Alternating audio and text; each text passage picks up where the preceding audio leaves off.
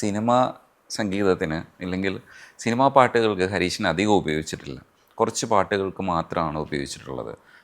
അതെന്താണ് ഇത് കുറഞ്ഞു പോയതിൻ്റെ കാരണമായിട്ട് ഹരീഷ് മനസ്സിലാക്കുന്നത്? പല പല കാരണങ്ങളുണ്ട്. എൻ്റെ തന്നെ അസസ്മെൻ്റ് ആണ് അത്. ശരിക്കും എന്താണെന്നുള്ളത് അത് ഞാനല്ലാത്ത ഒരാളോട് ചോദിക്കുന്നതായിരിക്കും കുറച്ചും കൂടിയും ശരി. ഇത് എൻ്റെ ഒരു സെൽഫ് അസസ്മെൻ്റ് ആണ്. ഒരു സിനിമ പാട്ടിന് ആവശ്യമായ പല ഘടകങ്ങളുണ്ട്.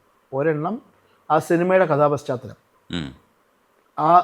അതിൽ അഭിനയിക്കുന്ന ആൾ, അല്ലെങ്കിൽ ആ പാട്ടിൻ്റെ ഒരു melodic orchestral and overall structure, കമ്പോസറിൻ്റെ വിഷൻ, അതിൻ്റെ മുകളിൽ കൊമേഴ്ഷ്യൽ കൺസിഡറേഷൻ.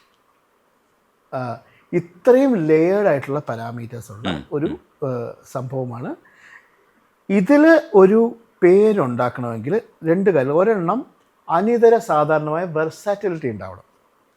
ഒരു വ്യത്യസ്തമായ ശബ്ദം, മറ്റാരെക്കാളും ക്രാഫ്റ്റ്, ഒരു എക്സെപ്ഷണലായിട്ടൊരു പാട്ട് പ്രൊജക്റ്റ് ചെയ്യാനും ഡെലിവർ ചെയ്യാനുമുള്ള മിടുക്ക്, ഒരു വലിയ ചരുവത്തിന് മൊത്തം ലക്ക്. അത് വലുത് വേണം. ഇത് മൊത്തം കൂടെ കലക്കി കാടിവെള്ളം പോലെ നമ്മൾ കുടിക്കുമ്പോൾ കിട്ടുന്ന ഒരു ഔട്ട്കമാണ് ഒരു സിനിമയിലെ സക്സസ് എന്ന് പറയുന്നത്. ഇതിനകത്ത് ഏതെങ്കിലും ഒരു പാരാമീറ്റർ സൂട്ടായില്ലെങ്കിൽ നമ്മൾ അതിനകത്തില്ല, നമ്മൾ ആ ഇക്വേഷനിലില്ല.